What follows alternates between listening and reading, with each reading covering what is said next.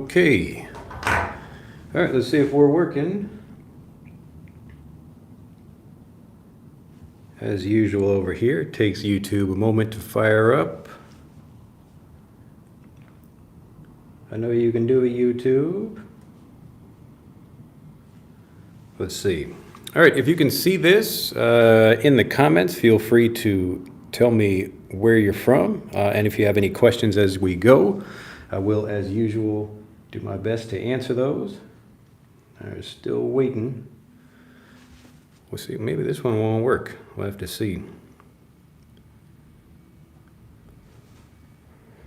Well, Sola says, good morning. I am the first. Okay. All right. Well, it looks like we are kind of working here. I wonder why it's not. Let's see here.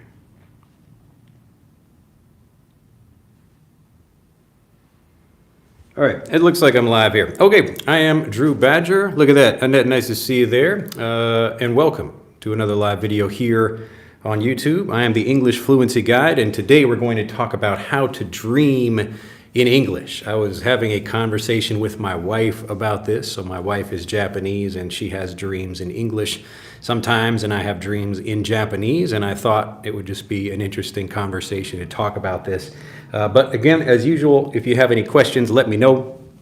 Well, it's a little bit hot today. We're starting to get pretty warm here in Japan. I need to turn the air conditioner on.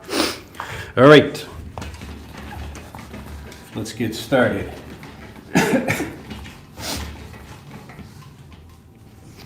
All right, this probably won't be a very long video today unless people have lots of questions. But the basic idea is that when you feel fluent or become fluent about like being able to talk about certain things, you're more likely to have dreams in English. And so you don't need to be fluent in the entire language, but typically when we dream about things, it's something that it's on our mind a lot. Let me write this expression up here for you. So when something is on your mind. So this is another way of talking about thinking about something. When you say, like, you know, another person could be on your mind, or a problem is on your mind, something like that, it just means you're thinking about that thing. So something is on your mind. So you can use this in a kind of negative way or a positive way. If I'm talking about like my wife or girlfriend, it's like, wow, you are on my mind all the time. It means I'm thinking about you a lot. But we could use this in a negative way where we talk about, you know, I have some problem at work and that problem is on my mind all the time. Okay, so it works both ways. But typically the things that are on your mind are the things that we might not dream about that specific thing, but maybe you'll have a kind of dream related to that. So if you feel nervous or worried or under some kind of pressure in dreams or in real life, you know, everyday life, then you will probably more likely have dreams about like feeling nervous or those kinds of things. All right. So the basic idea is that, like, both when my wife and I were talking about this, that we started noticing dreaming more in a different language as we're starting to get more input from that language and more that we can understand. And so here's what I would recommend to you if you're talking about, so how to think in English. This also applies, like, basically all of these different rules if we're talking about like how to think in English or how to dream in English, how to speak in English. All of these things really come from the same source, which is getting lots of input that helps you release any doubt or destroy any doubt that stops you from speaking. So just to give you, and this is also a good way to get ideas for, like, you know, business stuff or personal life or whatever. Typically, the more information we can give our brain, even if we're not consciously thinking about it, our brain is still processing that information. Okay, so typically what happens when people are learning languages, and I'll just speak specifically about English learners here, but we have, if you can imagine, like a shallow, very shallow pool of a lot of vocabulary words, but not knowing that vocabulary very well. So you have, like we say, it's an ocean wide or a mile wide and an inch deep. So it's kind of like a puddle where if you look at it from the top, it looks like a lot of information, but you don't actually know that information very deeply. And the opposite of this is way of learning that a native has. And so if you're learning English as a first language, typically you're learning a smaller number of things, but you know them much more deeply, okay? So hopefully this makes sense. We're not trying to learn just a whole bunch of words, and we're probably not going to dream very much about this if we're learning this way, because we don't really feel very confident about any of the information, and we're not taking some things and really focusing on that to really understand that thing very well, okay? So if you tend to think a lot about something, like I think a lot about how to help people learn, and so I have dreams about that. So it's kind of understandable how that works. But what's interesting is that the dreams I have in Japanese, it's usually about something that I know something about. And I mean, at this point, though, my Japanese is good enough. I can get, I don't know, information from whatever. I'm not a dream expert, but these are the things I notice about where dreams are coming from, like for me and when I talk with other people about this. But it's much easier to start dreaming about things if you focus on something. And so what I want to do in this video is challenge you. Let's say you only could get fluent by learning one thing, okay? So I know when people think about learning a language, it seems like an intimidating or challenging or very large or impossible thing, but that's usually because they're looking at the entire language. So if we imagine the English language, and we have, I don't know how many, it's like 170,000 words or something like that, whatever the number is, I don't know the exact number, but this is the total number of words in like spoken English or whatever. And so we think about this right here, and this is even too large, but this is about the 2% of English that people use in everyday communication. So if you know this 2%, then you can understand most movies and TV shows and books and things like that. Obviously, there will be some maybe specific vocabulary like for your industry, something like that. So if you have to work in information technology, there will be some like other vocabulary you learn, or some other thing, some other small amount of vocabulary you have to learn. But you'll probably notice, like if you're in a particular kind of job, you will notice yourself like dreaming about or thinking about those kinds of things. So even though the language, it might seem like it's an intimidating thing, the truth is there's only a small amount of the language that's actually used, so you don't need to spend a lot of time learning it. And the more important thing is that like you could actually pick a specific thing, whatever that focus is, whatever you enjoy, and just learn about that, and you could still become a fluent speaker. So as an example, we have kind of character things in here in Japan, like little characters from movies or cartoon things like that. Like my little girls, they like it's like a cartoon. I don't even know if it's a cartoon or not. It's kind of little characters called Sumiko Gurashi. It's not important that you remember this, but just so you can like hear my Japanese here. So Sumiko Gurashi. Sumiko Gurashi. It's like, it means like living on the edge or whatever. Like it's basically a bunch of little, very cute looking characters. I don't even know if they have mouths, but it's a bunch of different. There's like a plant one, and like a tapioca one, and just a bunch of different characters like this. And from this, just these simple characters, whatever company that's marketing this to people, they take this idea and they put it on everything. So you got notepads and pencils, and you got stuffed animals or little food items, other things like that. You can go to stores and actually buy like little character things like this. So they've taken this and applied it everywhere.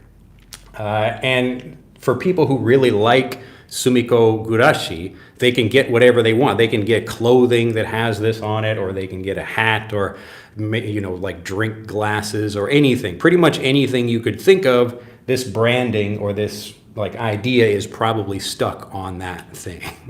And so it's the same way like for any kind of big brand, whatever. If you like Coca-Cola, you can get like Coca-Cola stuff. You could live your life in that thing. Disney is another example. There's actually a Disney town I think, in Florida called Celebration, Florida. That's actually like a Disney town you could live in for people who like that. Anyway, the point is that like sumiko gurashi for some people is like a big focus for them. But the interesting thing is that even if you focus on that thing, you could still become fluent just learning about sumiko gurashi. Because you can take this and you can learn stories about these characters, or you can learn about different verbs or different tenses. All of that stuff you can do simply by focusing on this one thing. And I promise if you do that, you will learn more, you will become more fluent than trying to learn a bunch of random vocabulary. So this is why I always tell people, think about what your interest is, whatever that thing is, and if you focus on that thing, it could even be like this. So this is a Japanese example, but if you like that, you could still learn in English about that thing. I'm sure somebody, I think somebody just mentioned that in the comments. But this is the basic idea about focusing on something. And my challenge to you is if you could only learn about one thing, could you get fluent doing that? So I'm saying yes, like that is the case. You could do that. And you can think about another example, like the people who focus on a particular job, whatever they do, or even many years ago, like 100 years ago, people were still getting fluent just by doing their particular job. So if you're a farmer, you're talking with other people about farming things, or you're talking about animals or whatever, or plants, but you're still using the language. So I can talk about the present tense and the past tense, and I start using all those things naturally, but it's because I'm interested in talking about that thing, whatever that is, okay? So you can do that, and the more you do that, like if you spend every day learning more about sumiko gurashi, you're probably going to start dreaming about sumiko gurashi, all right? So if you want to dream in English and you want to speak more fluently, because these things are connected, you can do it by focusing on a particular thing that you like. So you don't have to spend time studying things you're not interested in, although you will learn things like if I'm learning about, like, let's say just a specific grammar point, like I wish I had. So I wish I had something, like if you're a farmer, I wish I had a new tractor, or I wish I had more money to buy more cows. And if I'm talking about sumiko gurashi, I wish I had, I don't know, like 3 of these giant stuffed animals. So the grammar is still there, even in a particular topic. It's just you're more interested in learning that thing, and you typically will understand the grammar naturally because you're interested in seeing these things in different situations, okay? So rather than trying to do this where we get a list of flashcards and try to learn as much as we can, we want to focus on something, and that's how we're going to get fluent much faster, which will help us start dreaming more in English. And so this is the dreaming is kind of a measure of how well you understand the language and feel comfortable using the language. So when you are dreaming and you are using the language in your dreams, and I always get excited when I hear from my learners when they tell me like, oh, I started dreaming in English and now I'm having dreams in English. It means they're feeling much more comfortable about the language and they're able to speak much better. So if you'd like to do that, it's really easy to do that simply by focusing on this. And typically you can combine whatever your interest is. So if you're interested in this, or you're interested in some sport or whatever, it doesn't matter the thing you're interested in. But you can, even if you want to learn about specific grammar points or something, you can take something like a grammar point and combine it with something else, and then you can actually learn with lots of sentences about this. I imagine, I've never tried this with ChatGPT, but I'm sure AI would help you do that. So if I say I want a whole bunch of grammar structures or something like that, but give me stories about something, and it will say, okay, fine, I will like make some sentences and make it more interesting for you to study that. So you will understand the vocabulary, you will understand the grammar, and obviously if you're listening to more people talking about things like that, so not just reading, but you're actually going and watching TV shows or more information, it could be listening to something, whatever. But again, take something, focus on it, and that's what's going to get you fluent faster, which will lead to you dreaming in English. Okay, so this is what has helped me. And of course, as you're learning more, when you focus on something, it will also let you talk about other things, just like we had this example before. I wish I had, then you can start putting simple vocabulary into these sentences for other things. So I wish I had a new job. I wish I had more time for work. I wish I had a dog or something like that. So as you're learning these different things, you get to put them together very easily because you understand how they work like a native.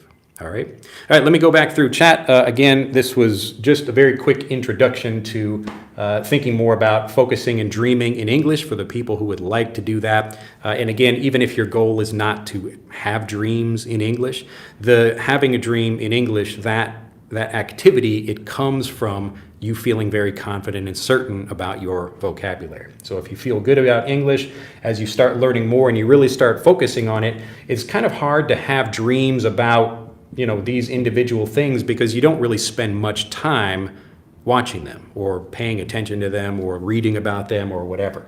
But if you spend a lot of time thinking about something, that's going to come into your dreams. Okay? All right, let's look back through chat, see if anybody has any questions. Look at that. That might be our shortest quick introduction lesson here. And again, if you have any questions about grammar or this or whatever, I'm happy to take those now.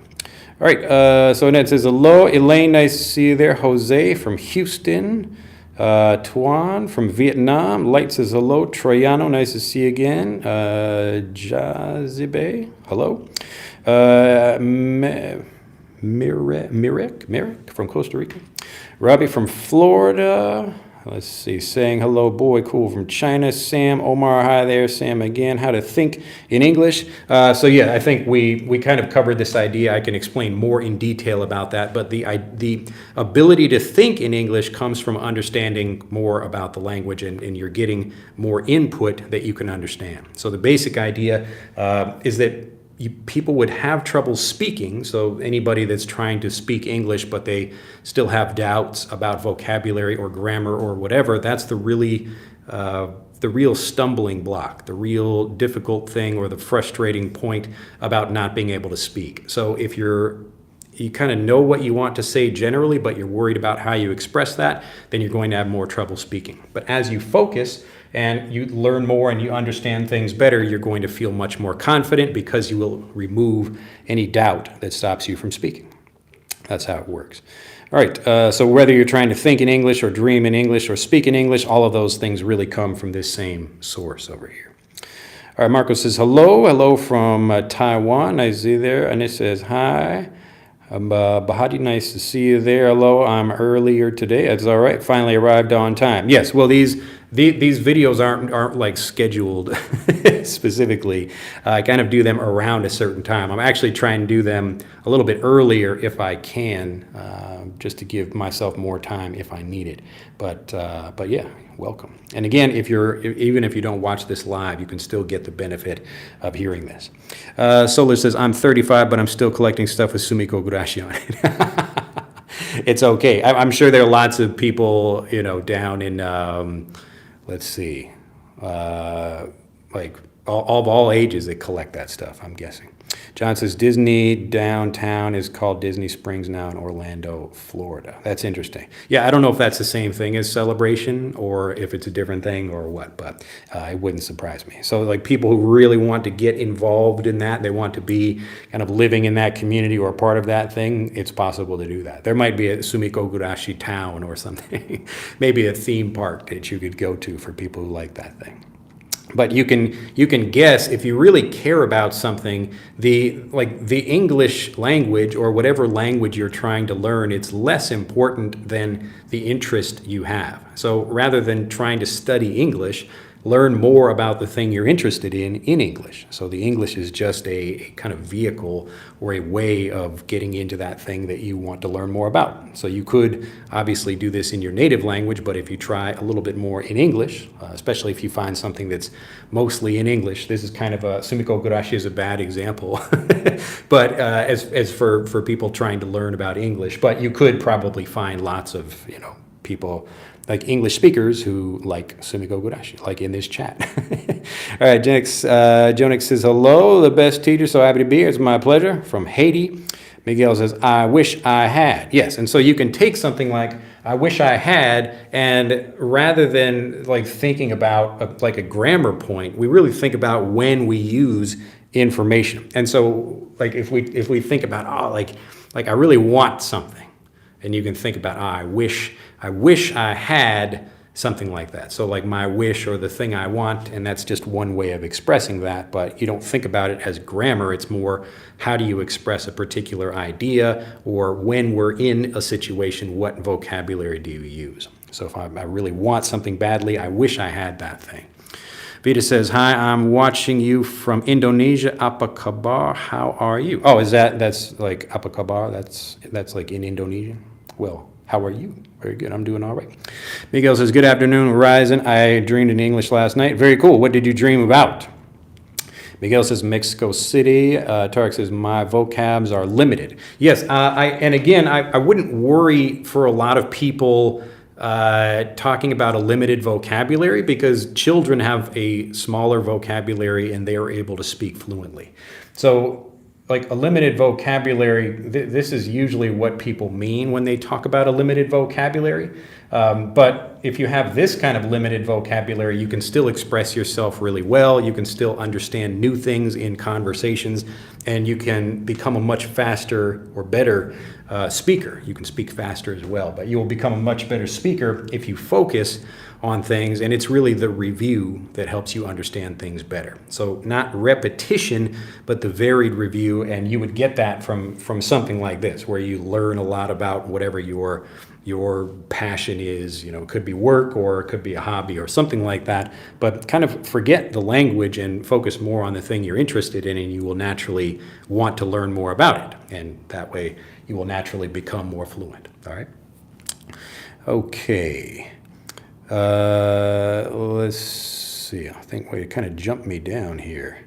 All right. Jugi says, what exactly happens when I think I lose my fluency if I don't use English for like 2 or more days?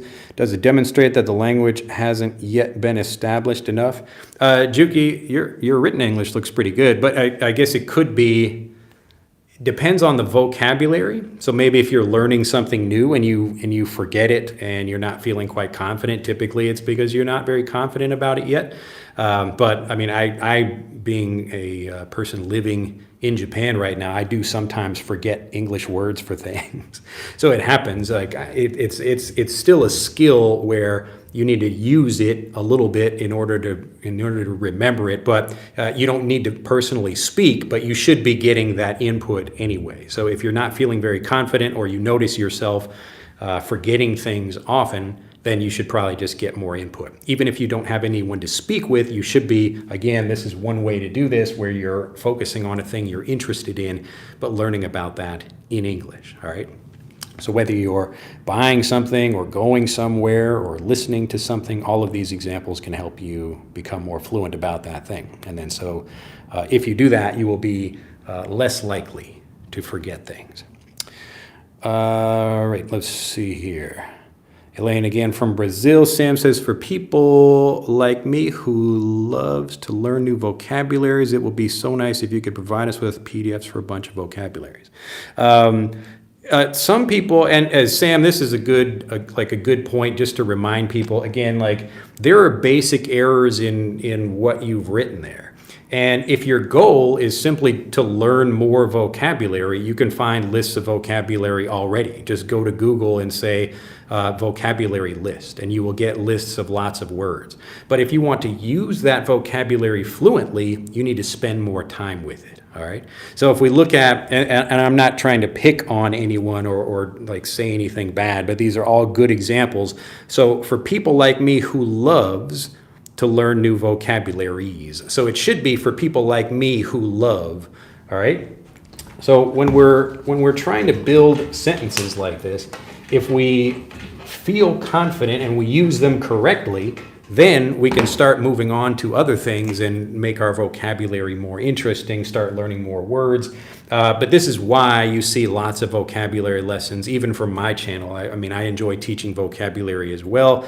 I know people are always interested in learning more new words, but the people who become fluent are the people who focus. And they get that vocabulary again and again in different ways until they understand it. So if we just say people who do something. So people who do, we'll just say people who do X.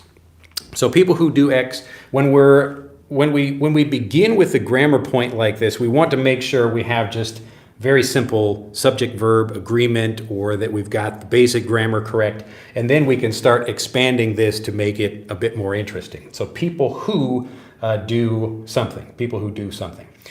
So if we start expanding this, like people like me who do something, you can say that as well. But again, it's still people who do something, okay? So just remember that as you're looking at grammar points and you notice kind of mistakes in your vocabulary, this is more the thing you should focus on if your goal is speaking. If your goal is not speaking, if your goal is just to maybe hear more vocabulary and you just like knowing more words, then do that. There are already lots of lists. You don't need me to create any lists for you. You can even go to ChatGPT and just get lists for whatever the vocabulary you're interested in. So I could go to ChatGPT and say, hey, give me 200 words to talk about sumiko gurashi or whatever, okay? And so if I'm doing that, I probably will not become a better speaker, because once I start learning all of those words, it will be more difficult for me to remember and understand those things and feel confident about using them. So you just have to think about what your goal is, all right? So let me read both of these examples. We actually do this in Fluent for Life, where we look at like incorrect English, or how someone might say something in a typical student or textbook way, and then we compare that with how a native would express the same thing. So I'm going to read this one time as it is, and then I'm going to read this comment again in incorrect English. So for people like me who loves to learn new vocabularies, it will be so nice if you could provide us PDFs for a bunch of vocabularies. Okay, I'm going to read this again. For people like me who love to learn new vocabulary, so vocabulary is uncountable like that. We're in this example. For people like me who love to learn new vocabulary, it would be nice if you could provide us PDFs for a bunch, or just provide us with PDFs of a bunch of vocabulary, or just vocabulary PDFs or something like that. So there are different ways you could say this, but the important thing is, if you want to speak correctly, typically people will worry about saying the wrong thing, and that will stop them from speaking. Some people, maybe they don't care, and they'll just speak even if they don't mind saying something incorrectly. But most people, typically, like if they need to use especially English for work, they will really want to make sure they understand that thing very well, because you don't want to make mistakes when you're writing or communicating professionally, especially. Ryzen says, I think because I worked my brain to the point of exhaustion, that's why I dreamed in English last night. There you go. But that's okay. If you really are interested in something, what you spend your time with, that will enter your dream mind as well.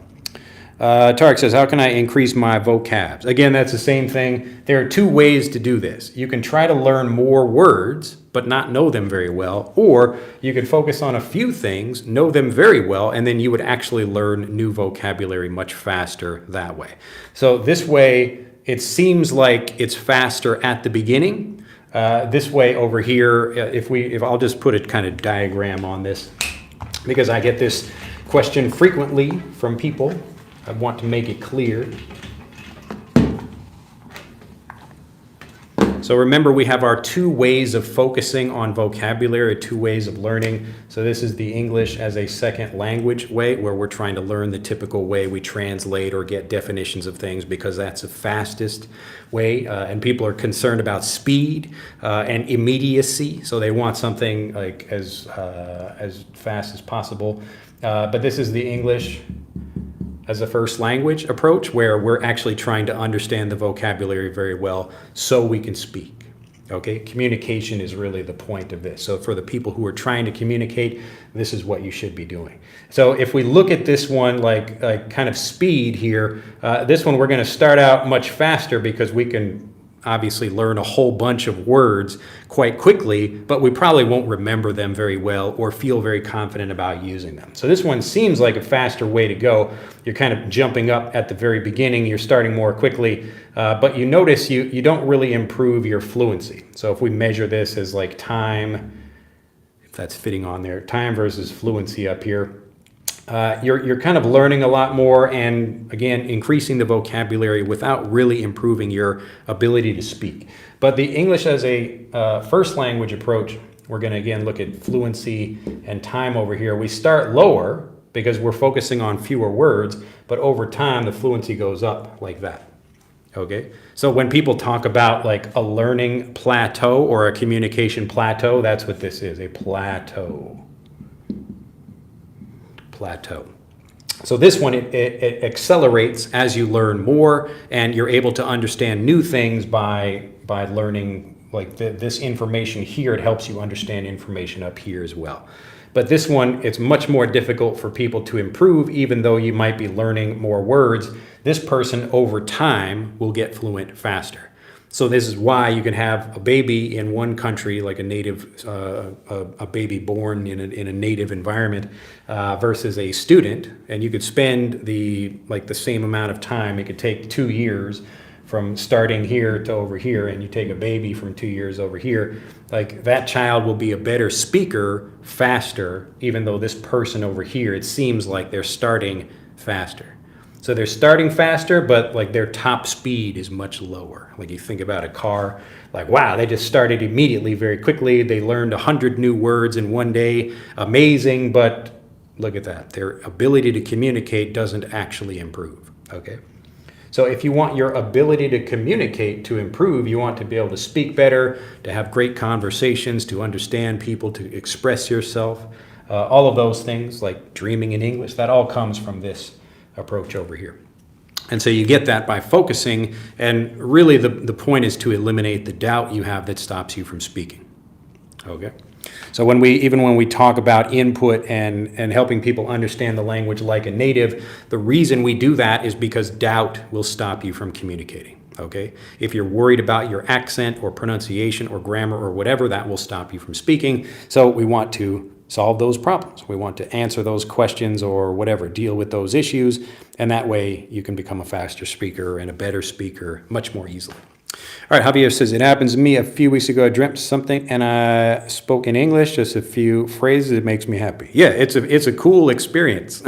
Like the first time I had a dream in Japanese, I don't remember what the dream was about, but I remember waking up thinking like, wow, that was interesting. Like, it's like your mind is it's like almost a different person when you're doing that.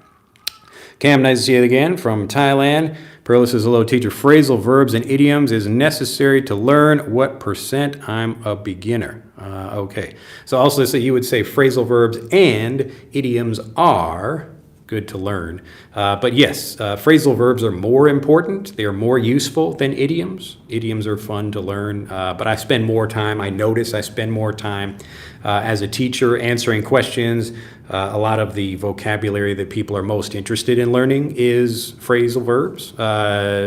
So that information, typically it's just more commonly used, and children are, again, like phrasal verbs. When you start learning things like that, like a child would learn in and on and other prepositions like this, like in something, on, at, next to, beside. And then they also learn simple verbs like run, stop, play, go.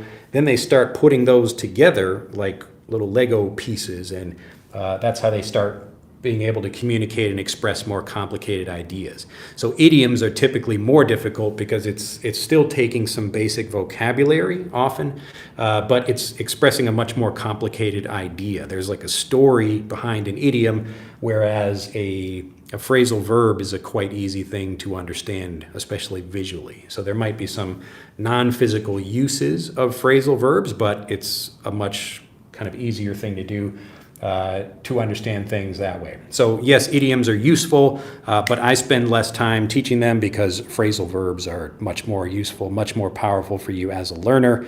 And that's why I have a whole program about that. I actually use Legos in the program to teach you phrasal verbs. All right. Dave says, hello from New York. Kiawamon from Myanmar. Nice to see you there. Ben Wong. I can sleep at night. Just found out this video. John says, why I can understand every single word you say, but I'm not able to speak fluent like that. The basic idea is that, number one, you just don't know the vocabulary as well as I do. Okay, I have no doubt about what I'm saying right now. So I couldn't do this in Turkish or some other language. I don't feel confident about doing that. I don't know the grammar well enough. I actually don't know Turkish at all.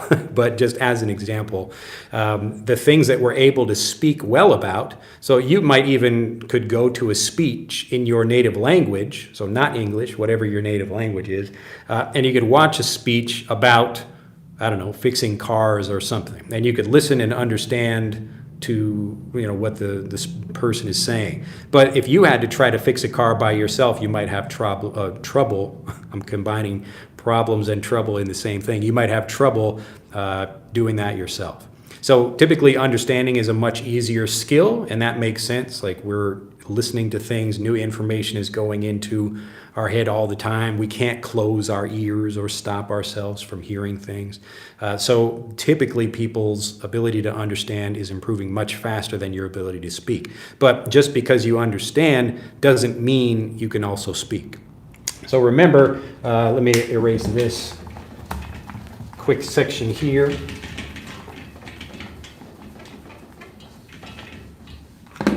It's important to remember, as I always repeat this, or I often repeat this, that your ability to understand is it's a gradient. It's not like either you understand or you do not. So we begin with 0% and we get up here to 100% understanding where you really feel confident saying something.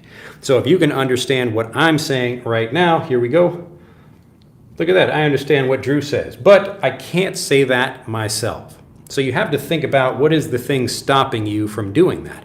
Do you forget the word, or do you not feel confident about how you would say it, or whatever? There are lots of reasons why that might happen.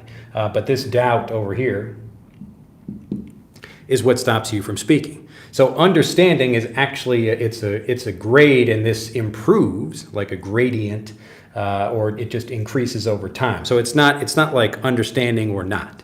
You understand over time as you get more information, and this process could be very quick. So if you understand something and you really feel confident about using it, then the doubt would be gone, you would understand it completely, and you would be able to talk about that thing. So you have to think about, for your situation, or what grammar or whatever the thing you're talking about is, then it's this thing that you need to focus on.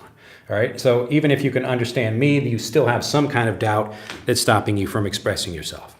Okay, that's the basic idea. So you can either try to do that yourself, or this is what we do in Fluent for Life. So we eliminate the rest of the doubt, any doubts you have, and even if we're like a lesson couldn't explain that, we're right there to answer questions for you to make sure you understand something completely. Let's see here. All right, we got a bunch of, let's see. My problem is always consistency. Any advice? Consistency about what? You mean consistency about being able to communicate? Like sometimes you're able to speak well and other times you're not? I think it, depending on what exactly you mean, you might, like you're able to communicate about some things but not communicate about others. Or do you mean like sometimes you can talk about something but other times you can't talk about that same thing? Let me know. But in general, it's usually this problem here, where you might know something to a low degree. And I typically talk about this as like the kind of 3 levels of this over here. So the basic level is exposure. So you're exposed to the language. You might hear it. Maybe you don't quite understand anything or understand it very well. And here, this is where we kind of recognize information. and we think, oh, okay, I can understand something. So we're still talking about understanding information, but you see there are different levels of understanding. Okay, and then up here, this is where we have ownership, where we really own the language and we feel confident about using it. We can play with the language and change the language, and that's what enables us to speak. Okay. All right. Let's see. Krishna says a sheesh. Adele says a mama always said life was like a box of chocolates. Love you, teacher from Egypt. Yes, people say I look like I guess Forrest Gump from that movie. If you sat me, it's interesting. Like people in America, I've never been told I look like Tom Hanks ever. I have been told Mr. Bean sometimes when I was younger. Let's see. Nishiki says, is it wrong to say, I can't stand when you pick up your nose? Is that picking nose or picking up nose? Thanks. All right, now let's imagine this. Let me teach you this in a better way than just answering the question. So remember, you can just get an example from someone. Like a teacher can just tell you an example and give you the answer to something, or you can actually learn that thing and understand it like a native, okay? So what I do on this channel is we try to help you understand English like a native. So let's look at these two things here. I'm gonna draw two pictures. So here's a person, and they look down and they see, oh my goodness, like there's a nose sitting on the ground over here. Maybe like the nose fell off.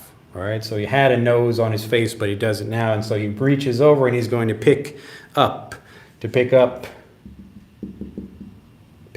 nose. All right, so he's picking up the nose right now, and this person over here, we're going to draw a closer picture. Here's like the nose is going to be like a pretty big nose over here. Look at that! Oh, he's got his finger up in his nose like that. Oh, this guy's just picking his nose. All right, so he's picking his nose, or you're going to say like picking at his nose. You could also say that. So like to pick at your nose is you're kind of doing this motion to like pick something. So you can imagine like it comes from having a pickaxe. So we have a pickaxe where we're trying to dig some gold or something out of the ground. Same idea. So you can be picking your nose or picking at your nose or picking even, you could be like picking in your nose, but typically we just say picking your nose. All right. So when you're hearing these different examples, this is how you understand it like a native, so you don't have to think about translations.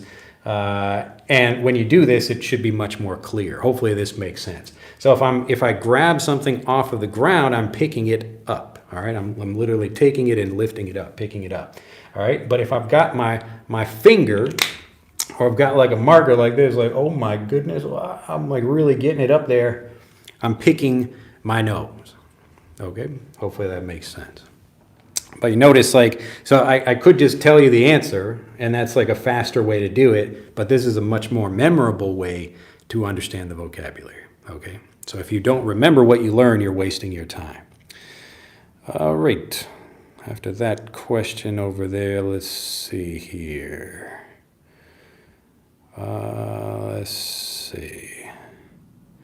All right, Abba says, how can we master many meanings of the word? You just need to get lots of examples of that. That's how you do it. You do it naturally that way. So the more times you hear something, the better you will get at understanding that vocabulary. Ben Wong says, is it true that massive reading can make you to be better when you are having a conversation with someone to be able to maintain the speaking much longer? Not necessarily. Reading is certainly helpful, and it's one way to improve your English. But if you're not exposed to lots of different kinds of speakers, and you don't hear how people communicate and understand how actual communication works, if you don't have lots of experience with that, and you don't need to be speaking yourself, but you need to see other people speaking and really pay attention to what they're doing. Like, why did they say something? What does that vocabulary mean? Do you understand these situations? When you do that, then you will feel much more confident. So if you're trying to become a confident speaker, don't just read a bunch of information, because book communication, even how people communicate in stories, is different from how people communicate in actual everyday communication. So maybe someone is about to say one thing and they switch and say something else, or they can't quite remember something, or the expression just isn't very clear. Often communication is not very nice and clear and easy to understand like that, but it usually is in a book. So it's easy to understand, you can follow what's happening, and you can follow at your pace. But in a real conversation, you have to be able to deal with the information quickly, to respond fast, to understand information quickly. So yes, reading is helpful, and that's why I recommend people do read, but you should be just paying attention to what people say. And this is why in Fluent for Life we have reading as a part of that program, but the more important part is paying attention to lots of examples of spoken English. All right. Elaine says, hello, did you do Americans? You would just say Americans make mistakes during speech. Yes, of course, just like everybody does. So even me, like, I'm very good at speaking now, so you don't really notice when I make a mistake. So I'm actually able to, if I say a word, so I can speak, and this is what we, again, like teach people to do. I talk about this in Speak Like Me. So anybody who has the native fluency blueprint or Fluent for Life will have this. I call it moving like water. And so you have to be very good at noticing that if you're not paying attention for it. But I will be saying one thing, and then I notice I'm probably not going to express that very well. Let me quickly switch to like a different track and say it in a different way. So sometimes I might accidentally say don't when I mean do. And so when I think about that, I actually have to switch what I'm saying. I have to switch to a different track and then express the opposite thing. But most people don't notice it because they're just kind of listening to me. But the people who really pay attention to what I say, they might notice that. And so I notice it when I watch other people who are professional speakers. I think I've talked about this before. There's a sports commentator in America. His name is Stephen A. Smith. So he's a good speaker. And if you watch him, like you can see when he probably was like doing this, jumping to a different track. So he was trying to say this, and you noticed he didn't quite express it like exactly how, and you have to be paying attention for it, but you can tell when he could have said this, but he decided to say this other thing instead. Okay, so yes, people do make mistakes all the time. Not everyone is a great speaker, even if they know the language. Okay, so that's obvious and clear in any language. All right, so don't feel bad if you make mistakes, but typically the kinds of mistakes, I'll just make this point, the kinds of mistakes native speakers make are different. So right there, like I just kind of tripped over my words a little bit. The kinds of mistakes that natives make are different from the kinds of mistakes that learners make. So learners might make like what you have kind of basic grammar errors in your sentence. A native would probably not have that. Or even if they're using incorrect grammar, it's just because people can say that incorrect grammar and nobody cares.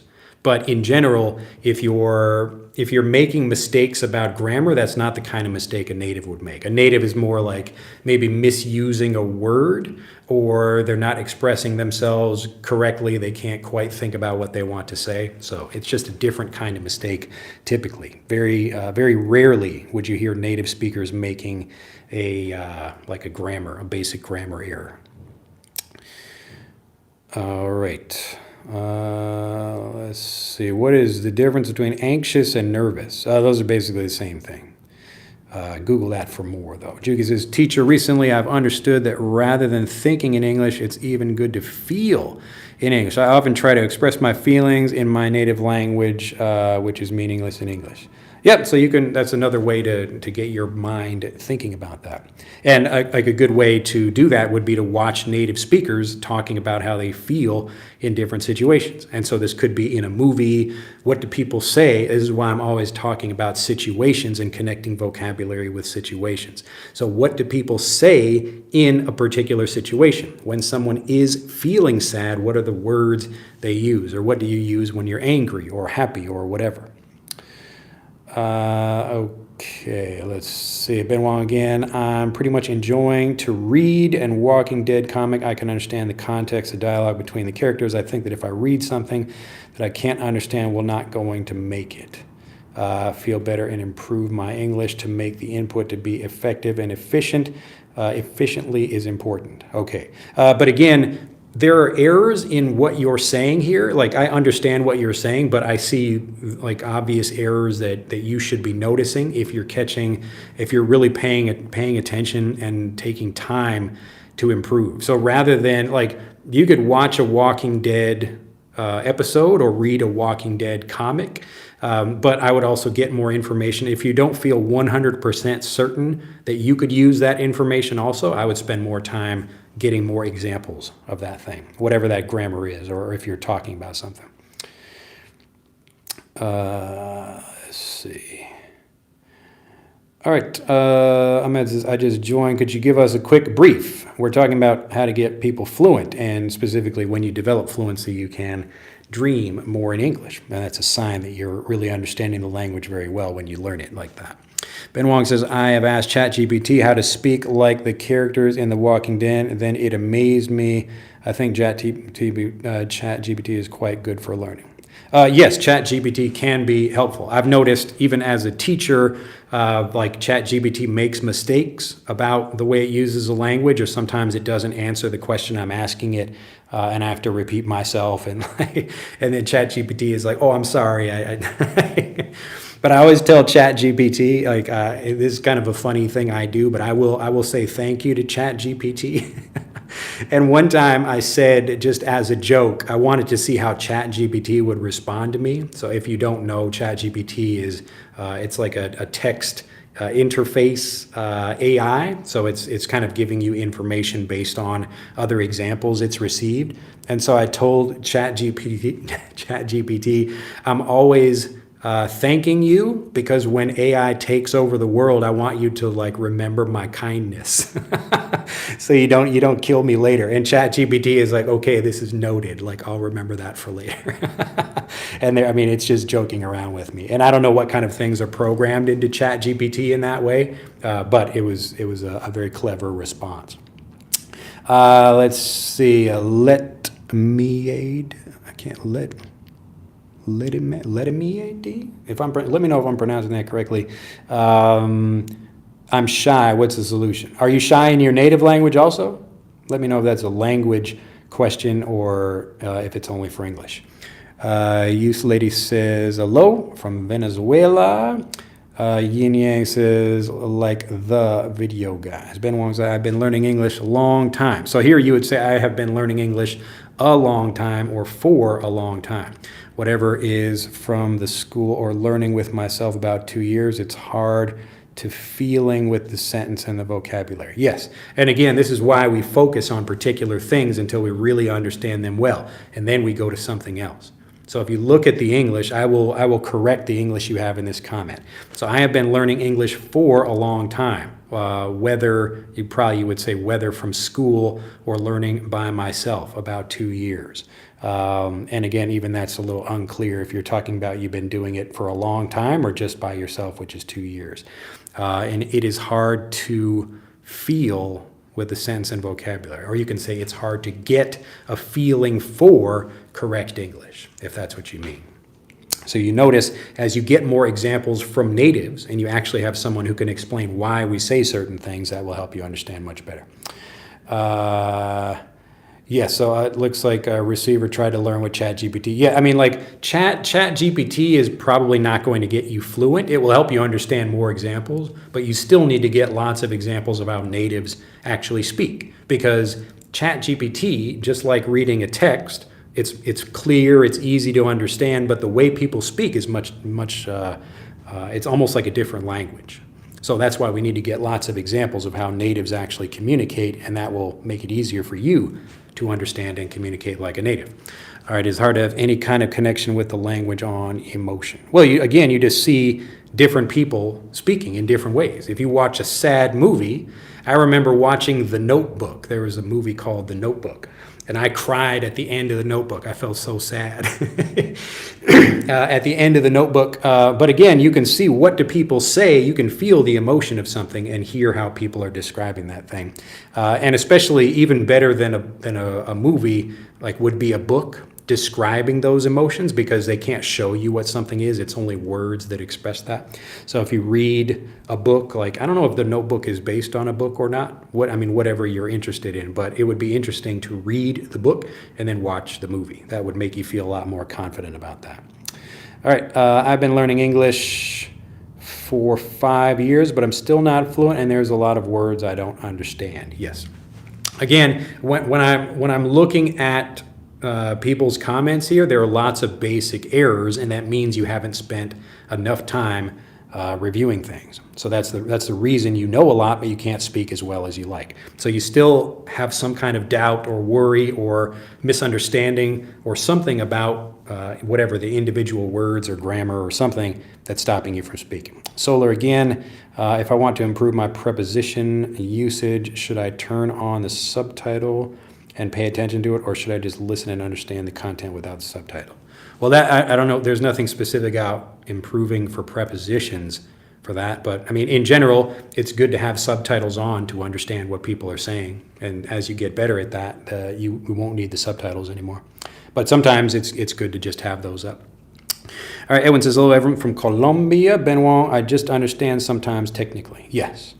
So it's, again, much easier to understand than speak, and that's because there are different levels, as I showed before, there are different levels of understanding. So if you don't feel confident about something, then you should solve that problem. That's what we do in Fluent for Life. All right, and it says, hi from Vietnam. I watch everything in English, but I feel that my English skill ain't better. What should I do now? Well, focus. I feel like a broken record. Okay, here's a good expression for you. A broken record. So you think about an old record player like this. So here's the little needle on the record, and the record is spinning like this. And a broken record, it just kind of repeats. It repeats the same thing. So sometimes I feel like a broken record as I repeat these same things again and again. But this is the main problem because of human nature itself. So because of human nature, people think they want to get lots of vocabulary and they're always interested in new information. But I'm suggesting you actually take something and focus on it, but you can learn it in new ways that actually it satisfies your brain. So this naturally varied review, that was the thing I discovered that really made it a lot easier for my brain to focus on things and continue to learn them until I really understood them well. So if you know a lot of information, but you struggle to speak, the solution is focusing on something, but focusing doesn't mean boring repetition. And that's why people don't like to review, because they think it's boring. What I'm suggesting is you actually go deeper into that information. So whatever you're already interested in, you probably know enough about that thing already, but you still get more information about it. It's kind of like women buying lots of shoes even though they already have lots of shoes. You know, it's just like a typical thing like, well, this shoe is for going to lunch on Tuesdays. It's like, okay, well, you created your own reason for that shoe, but you can do the same kind of thing in English. All right. So you're focusing on a particular thing, but it doesn't mean you just repeat it. Like women, I'm not trying to like talk badly about women, but this is just an understanding thing that a lot of people would recognize. But you notice women don't have like a whole closet of the same pair of shoes. So they're all shoes, but they're all different. It's all different. Like this one is a slightly different style than that shoe or whatever. And I've talked to my wife about that, and I'm like, well, look, this shoe it basically looks like that shoe. And she's like, well, no, this shoe is for like this, you know, this one or whatever, for some different thing. Or like we have a bag. So this bag right here, this bag is for, I don't know, going shopping. But this other bag that looks almost exactly like it is for going to the beach or something. But again, if you like bags, then go ahead and focus on bags. Learn about bags or buy bags or whatever. But that's the same thing you would do in English. So you're just learning about that thing and getting more excited about that thing. So I'll just answer this quick question right now from Lewis because it just came in. But how to get more motivation for learning English. The motivation comes from the thing you're already interested in. Nobody wants to learn English. I mean, maybe some people do just to like, because it's fun to study a language or something like that. But people don't really want the English. They want the ability to communicate and understand, you know, to connect. with other people. That's the thing people actually want. So forget about the English and think about what are you interested in. That's the subject of this video, where we're talking about being able to dream in English or to think in English. That comes from you being excited about a particular topic, and that makes you want to learn more about it. So think about something in your native language, whatever that is, whatever you spend your time doing. Like if you're not watching this video right now, or whatever your, I don't know, your hobby or your work or something, but it's something you spend your time doing, you enjoy doing it, and you probably know a lot about it already, but you continue to learn more about that thing. Just do that in English. It's that easy. So you pick something, whatever that is, and focus on that. And I promise you, if you do that, that will get you exactly what you want. And so you don't have to think about repeating the same thing over and over and over. That's not how you get fluent, because it's not teaching anything new. It's boring. It's going to decrease your motivation. You won't be excited about learning. You'll be frustrated. But if you can learn more and go kind of deeper into something and learn like these tiny details or other things that are interesting to you, that will give you the motivation you need. Okay. All right. So be like a shoe collector, but this is just for language learning. All right. Let's see. Where did I stop before? All right. Let's see. Okay. Someone answered that question already. Edwin says we should practice between us. Remember, the practice just comes from you. Like you are practicing right now just by listening to what I'm saying. And I'm naturally repeating things. I'm going back and using vocabulary again and again to give you that repetition. But it's what I call naturally varied review, where you're hearing something in a slightly different way, or it could be in a different context or from a different person, if you're getting lots of examples, as you should be getting. All right. So that's the thing that's going to get you fluent, and that's the actual practice that develops fluency, because you don't become fluent by speaking more. You become fluent by eliminating the doubt that stops you from speaking. So even people who have lots of chances to speak every day, often they don't use those chances because they're too nervous. So I can walk around, and sometimes, like I actually had a woman come up to me like a couple days ago, just a Japanese woman. She heard me speaking Japanese, and she just started talking with me, and she told me she's an English teacher, and she seemed a little bit shy, but she was making an effort to, her English was good enough. She could have a conversation with me. And so often people have opportunities, they have chances to speak, but they don't because they're shy. Okay, or they're worried about their English or whatever, and it's again because they think, and this was like a big problem for me when I came to Japan, and I had been living in Japan for about a year and was still struggling to communicate because I was learning, like, instead of English as a second language, I was learning Japanese as a second language, and the thing that made it kind of like frustrating for me was I was in this like weird cycle. So a cycle like I thought, so I kept hearing from people, so I have to speak to get fluent. I have to speak to get fluent. Okay, so I believed this, and everybody told me this, so I just thought, okay, I guess this is true. But the problem, obviously, is like I'm shy.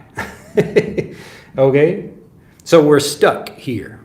We're stuck in, well, I have to speak to get fluent, but I'm shy. And really, shy just means I don't want to say anything stupid in front of other people. Like I don't want to make a mistake or make an obvious error or whatever. People are typically nervous about this. And that makes sense, especially if you're having to use English for your professional life, because people don't want to make mistakes.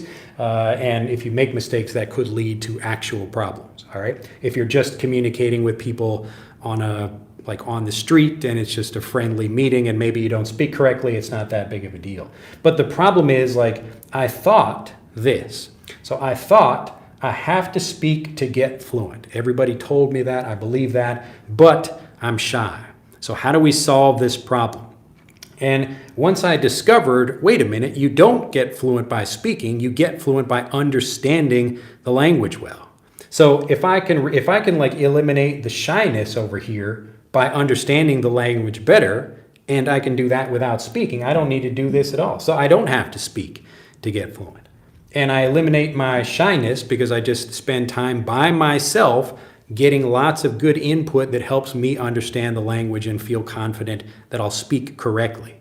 Okay, so this is not actually happening. I thought this was true, but it's not.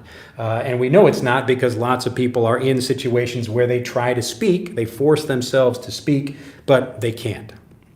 Okay, all right, so I'm shy, I have to speak to get fluent. No, that's actually not true. What's really true is that you have to understand the language well to eliminate the doubt that stops you from speaking. And you can do that by yourself. Okay, so when you understand something, then you will feel confident, the shyness is gone, and you speak. And once that happens, now you get like the good cycle going of you're learning more, you're understanding more, you're speaking more, and you just become a really confident speaker very quickly.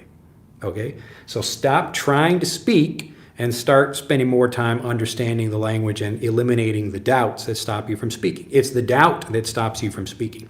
All of these errors that I see in the comments, fix those errors. So either do that by yourself or get some help from someone like me to help you do that. But that's how you solve the problem. So you don't need to do this with other people. You don't need to speak. You can easily just get lots of examples. And this is how natives are learning the language. So they start speaking after they feel confident because they've gotten so many examples. Okay? So I don't mind repeating these things because, again, we need that like varied repetition. That's how people learn. It's not new information that's going to get you, like if you already know these words, so if you know 1,000 words already, but you don't speak fluently, why would you learn more? It's a good question, right? If you know all of this, but you still don't speak fluently, why would you learn more? Right? You know, if you know all this, but you're not using it fluently, how is more information going to help you speak fluently?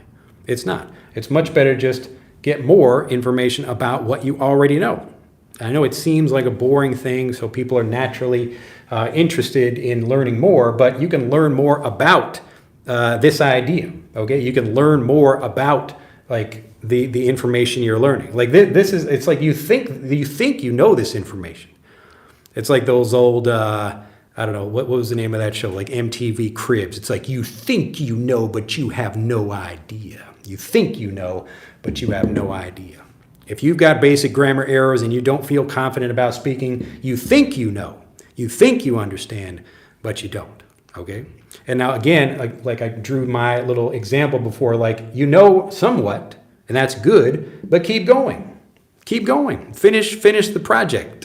Finish this understanding over here. Help yourself understand the vocabulary better, and then you will feel confident using it. That's the secret, all right? So it's not learning more, it's just understanding that vocabulary better. All right, let's see. Where did I get stuck here? So YouTube needs to fix my problem here about making sure I get... Oh my goodness, wait, how do we get all the way up here? All right, let's see. To make sure I answered, okay, here we go. Hi everyone from Mexico. Your English is easier than English in movies. Why? Because I'm trying to be understandable. That's the secret. Hello everyone. Jack Smith. Hi, I tried to read a book and tried reading a book. Is there any difference? What is it from Syria? Thanks a lot. I tried to read a book and I tried reading a book. No, in this example, there's no difference. Rajan says, how to overcome anxiousness while speaking to a native or giving a speech in English. You have to know what you're talking about. You have to understand English well enough. That's the secret, okay? And most people, they don't know how to do that because they think the only way to do it is like repeating information again and again. And it's not. It's actually getting naturally varied review, which your brain is interested in getting. Your brain wants to review information, but your brain also needs new content. So you need to change the way you give information to your brain in order for your brain to understand that. So as an example, if I take a new phrase, like we're in our like English conversation class or whatever, and the teacher says, okay, today class we're going to practice the word hello and just have a greeting. We just say hello to each other. Now, very quickly, if we're just repeating the word, then we will get very bored and actually the word kind of loses meaning in your mind. But if you instead get a whole bunch of different examples like, hey, hi, what's up? How's it going? How's the family? I was actually just doing this with my younger daughter, Noelle, yesterday. We were just like saying a bunch of these different things. I was like, hi, hello. What is something else you could say? She's like, hey, and again, she is preparing for all the different ways that a real native speaker might express that. So each person says something different. So this person says hello, this person says hey, this person says hi. It depends on the situation. So most people, they will take one thing, like look at that, here's my greeting. My greeting is hello. But are you prepared for other things that people might say? Are you prepared to hear them and they're not clear?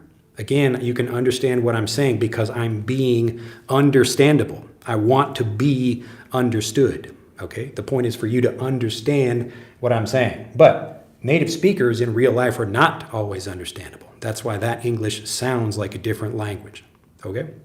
So just hearing me, my examples is one thing, but it's only part of the process that gets you fluent because you need to hear other people, lots of examples of other native speakers, and you need to hear that in different ways, okay? So not just repeating something, but that's how you actually go deeper into this vocabulary. You get more examples, you really understand something well, and that's when you feel confident about using it. When you understand the vocabulary well, the shyness disappears. So destroy, I'll just put this up here, the main idea, destroy the doubt.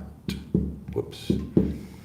Destroy the doubt. The doubt is what stops you from speaking. Okay? All right, let's see if we can go through these last couple of questions here. I think I missed this one. Ennis says, hi from Vietnam. I watch everything in English, but I feel that my English skill ain't... Oh, I answered that one already. Okay. Let's see. Benoit again. How to thinking in English to build a bridge to connect real life in English. For example, when I feel angry, the word of angry comes out instead of my native language. Yes, that's the goal. Watch other people being angry. Go to YouTube, like you're already here, and type in English like people expressing anger. Just type that in, like people expressing anger, and you will see people angry or like people yelling at somebody else, or you will see this in movies, but that's how people learn how to express themselves without thinking. It's like when I came to Japan and I'm surprised and I hear like, bikkurishita. Like people say I'm surprised in that way. So when they are surprised, that's what they say. Okay, that's one way of expressing that. And so when I look at that, I'm not trying to translate anything. I just say, oh, that's interesting. People say bikkurishita when they are surprised. And maybe I learn later that that's what the word actually means. But like it's like if a person is really scared and they're like, like if everybody said that, then I would think, oh, this sound or this group of sounds means expressing fear. It's like looking at like monkeys in a tree or whatever. There's a tiger or something coming. The monkeys are like, they probably mean like danger, or there's a tiger or something like that, but they're communicating in the same way. So we do the same thing. We just have a bit more detail in how we do that. So pay attention, watch examples of how other people do that, especially natives, and then you will feel more confident yourself as you do it. All right, Mustafa says, you look like an actor in... Yes, Tom Hanks, excuse me. Domingo says, I had an interview for a new job. I was not hired because my English was not fluency. Again, you would say my English was not fluent. The interviewer asked me about different thing, which was difficult to understand, which was difficult to get responses. Yes. So if you were unprepared, then you will not be able to speak. The good news is, again, you can do this preparation by yourself. Okay, you just need to get all the examples. You don't need to actually speak in order to improve. All right, so when you do feel more confident, you can start speaking, but most people have like a lower level of English than they think. They can understand, but they should be spending more time really understanding the vocabulary.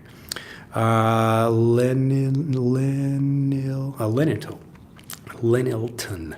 Hi, my name is Lenilton. I always watch your videos. Good job. Glad to hear it. Again, if you know other people who would enjoy this, click the like button and also tell other people about it. 13 Super Metal says, I think his English is easier to understand than the movies are serious, and because he uses a lot less contractions and connected speech linking, and he uses relatively low speech. Yes, again, I'm trying to be understandable. Hello, teacher. I'm curious about the difference between I don't know and I don't know what. I have no idea. Please let me know. Well, I mean, I have no idea is almost a more not a serious, but a stronger way of expressing that. So if someone says what's your child's birthday or something, it's like, oh, I don't know. In that case, you're just like, oh, I don't know. But if it's like a more serious thing, if I'm taking a class or someone is asking me how to fix a car, I have no idea how to fix a car. It's I don't know it all. It's not oh, I don't know how to fix a car. I could say that, but when you have no idea, it's you really know nothing about that. Okay. So it's just a kind of stronger way to express that. But very good. You'll notice, as you can compare these different things and you get native examples and native explanations about them, you will feel more confident. All right, Kelly says, are you speaking in your normal? Yes. So, yes. So and what we do in Fluent for Life, there is some speech like this, but also native, faster speech, a lot of that. So you get to understand the language and then hear how natives are really using it. You need all of that to become a fluent speaker. Jose says, Drew, your wife is not watching this video, right? That example about the shoes is not good. I don't know. Yes, I'm pretty sure my wife is not watching this right now. All right, Louis says, how to get more motivation. I answered that one already. All right, I wish I could speak fluent English. Keiko says, hello. Juga, I've followed all of your channel's videos and still have been following them. It covers all aspects that I was really looking for in learning, and interestingly, I've been using the methods learning. Glad to hear it. Learning French. Yeah, so again, the principles that I'm teaching here, it's applicable for anything, for learning other languages or learning really anything. It's the focus that really gets you success in that thing. Oh, and Keiko says, ohayou gozaimasu. Well, eigo de inasai ne. You need to use your English. All right, Juki, I've recently bought the online courses. Your sound is much more clear and precise. Highly recommend. Glad to hear it. Yes, I probably should get a better microphone. I'm just using a regular kind of podcasting microphone over here, but I'm glad to see you in the program. Keiko says, I'm also nervous when teacher Drew talks to me. You would say talks to me, or I am also nervous when teacher Drew talks to me. Let's see. All right, yes, again, if you have any questions about programs, let me know. I'm happy to answer those for you.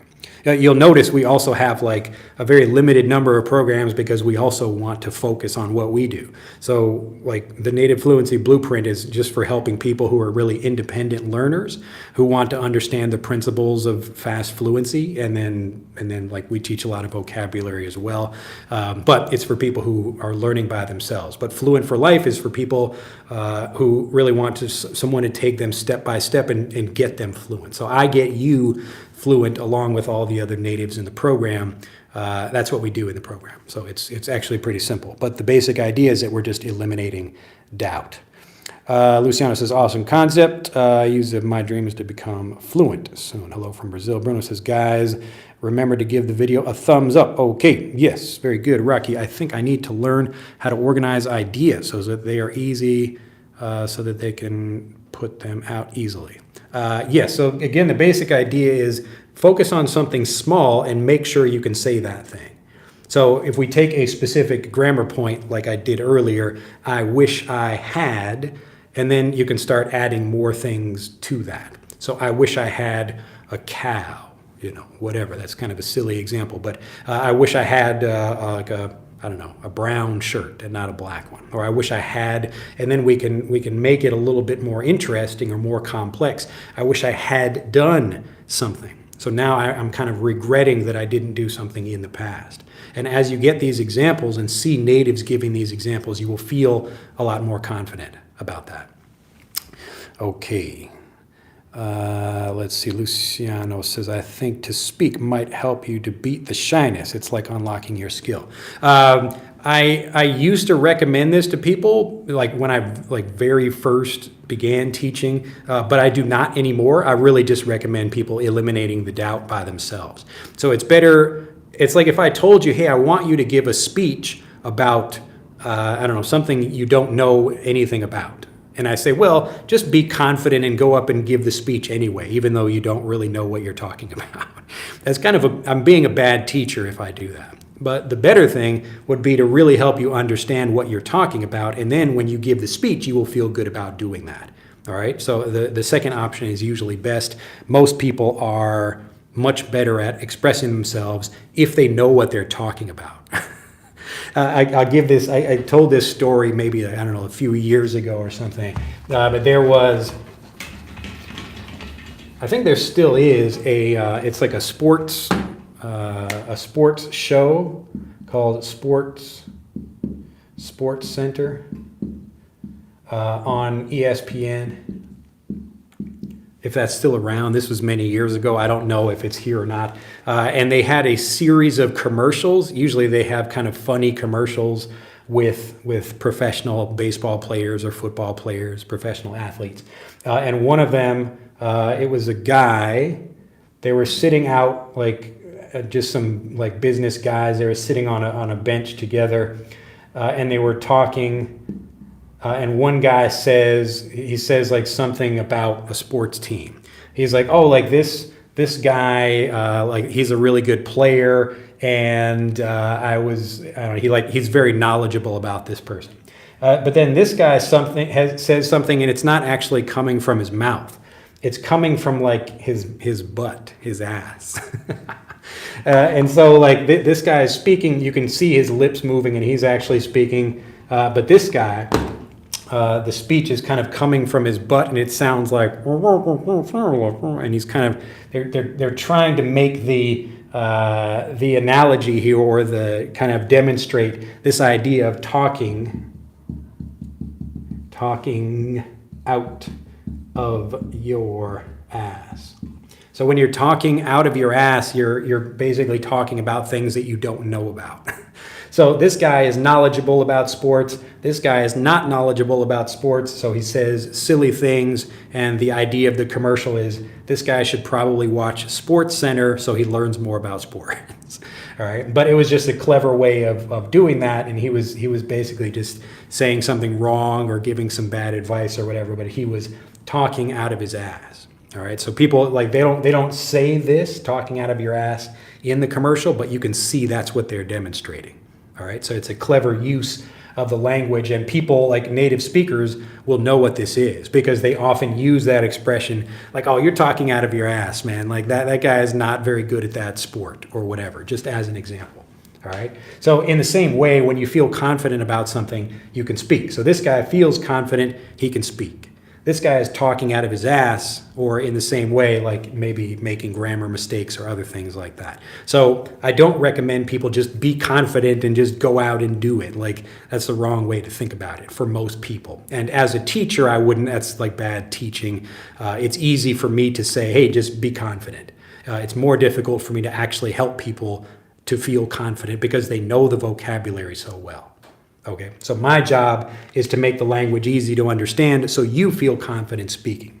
All right, so it's much easier than you trying to do that by yourself. All right, let's see. Jay says, it's right when I got North America first, natives use more phrasal verbs that combine easily their words in conversation than big words. Yes, so this is, again, another reason, like, you don't need to know a lot of vocabulary to speak fluently. If you know a few words well, you can combine those in different ways and be a really good speaker. Isn't that easier? Wouldn't that be faster to do? Yeah, of course it would be. And that's why, like, in most of this, you might learn all those words, but you probably will not remember them anyway. So it's more difficult that way. All right, would you talk about contractions and linking words? Not in this video, but if you search my channel, you will find more information about that. Watching from Egypt, hello from Philippines, talks, thank you. DeTrecklin is back. I want to be fluent for sure, but I have no partner to speak in English every day. What I do is watch movies, read articles, and of course watch your videos. I love watching you speaking. Thank you, sir. So remember, yes, you don't worry about having a speaking partner. A speaking partner is not what you need. You just need lots of examples that clear your doubt. Whatever your doubts are, just solve those particular problems. That's it. Okay, so you need to figure out the particular thing you're struggling with, whatever that is, and solve that issue. Shem says, how long have you been in teaching? So how long have I been teaching? Over 20 years. Yeah. But even before that, I was like a coach and like for sports, things like that. Ahmed says, I salute you and love watching you. I am from Morocco and your language is beautiful and easy. My problem with the language is lack of practice. Again, this is what people think. They think either they're too old, they think they need a lot of practice, they think they need to do all these things, but really the only thing that's stopping you from speaking is doubt. That's it. All right. That's the main issue. You might have, like, if you have a physical problem where you can't move your mouth in a certain way, that's a separate issue from learning the language. But in general, if you feel confident, then you will speak. But if you don't feel confident, it means you have some kind of doubt about the language, and that's what will stop you. Saba says, I'm watching you from Japan. I'm originally from South Asian countries, Bangladesh. Welcome to the program. Supernatural, it really helps. In the beginning, I was like, well, it's all been covered probably in the regular videos, but it's totally different and covers so many other things. Yeah, again, welcome to the program. And if you have, any questions as you learn, let us know. I'm glad you're enjoying it, though. Yeah, like often the things that I talk about in these YouTube videos, it's assuming people will not join my programs. Because not everybody can join my programs, or not everyone will, or whatever, and that's okay. But I still want to help people learn. And so if you understand how to learn, you can apply that by yourself. So I do the same thing. I don't have a Japanese teacher, but I have kind of many Japanese teachers as I'm learning, because I'm just learning the same way a native Japanese person would learn the language. But if you want help, those are the things that we can help you with. And so typically the things like that I cover in videos like this on these YouTube videos, it's just helping people understand how to learn, but we spend a lot more time going into detail about how to do things, and especially in Fluent for Life, this is where we're really going deep into helping people understand and like destroy all the doubt about various grammar points, or being able to talk about different topics, or understanding different speakers. It's really like a massive program with lots of different things over there. All right, look at that. It got some, the Soiju Wokiest. That's an interesting name. I can't read the Cyrillic over there. But yes, enjoying it, glad to hear it. Hi, teacher, any grammar book or kind of it to recommend us, or only searching over internet helps? Well, you can think about whatever grammar point you're interested in. If you want to specifically learn grammar like that, I don't really recommend that. But remember, you're really trying to connect grammar with situations. So when you hear something, what is happening? When are people saying things? What are they talking about? And that will make you feel more confident about it. But whatever way you're learning these things, you should get lots of examples and hear how natives are doing this. So if you know what the grammar point is, like whatever that, like I would find an example of the grammar point, like I wish I had, like type that into Youglish. So youglish.com, and they have, you can listen to different examples. They basically give you naturally varied review for specific vocabulary. If you know what you're looking for, you can find examples of that, and it will give you that. All right, so find more examples. It's just a little bit more difficult to try to think about new things by yourself, or to express yourselves in different ways. Let's see. And Juki says, as you go deeper while learning, any learner would feel like I need to completely different and to the point materials. Honestly, all my needs have been met so far. Still looking forward to more videos. Glad to hear it. All right. Let's see. I can't read that Chinese. I like know what some of that is in Japanese, but I don't know how you would say that in Chinese. Keiko says, teacher, I can say I'm big on it instead of I like it. I haven't heard much about that. Yeah, you can say I'm big on that. I'm big on that, like I really enjoy something. Or you can say I'm a fan of something, or a big fan of that thing. But look at that. Let's see, how much time did we get through? I think we did 88 minutes. Oh my goodness. How many new words I have learning every day. Based on your writing, don't learn any new words. Go back and learn the new words that you already know. Or kind of learn them in new ways, I should say. All right. So don't think about trying to learn how many new words in a day. I should just make a new video. I'll just tell you how many new words you need to learn in a day. The answer is typically like one, depending on how well you already understand. But for most people, learning more vocabulary, again, I'll make this point again, if you already know a bunch of words, but you're not using them fluently, why would you learn new vocabulary? Okay? If you already know a lot of vocabulary, but you don't use it fluently, why learn more? The problem is not your vocabulary. It's how well you use your vocabulary based on how well you know your vocabulary. So you might know your vocabulary a little bit. You can understand what people like me are saying, but maybe you still have doubts that stop you from speaking. So that's the thing to focus on. So don't worry about getting new words. Get on like more examples of the vocabulary you already know. All right. All right. Raven says, hello, teacher from India. And Nakaba says, perfect morning, English class. Glad to hear it. All right. It's clear now. Thank you. And we'll listen. I understand. Thanks. All right. Well, thank you for joining me today. Again, the things we talk about in these videos is really trying to help you correct false beliefs that people have about language learning and actually show you that it's much easier and faster. And I have proof like that I've done this myself, my students have done this, and it's really the way we all get fluent in our native language. If you don't understand something very well, you probably won't be able to speak very well about that thing. Okay, makes sense, right? So rather than forcing yourself to speak before you're ready, just get a lot of great examples that really help you understand something well. Okay.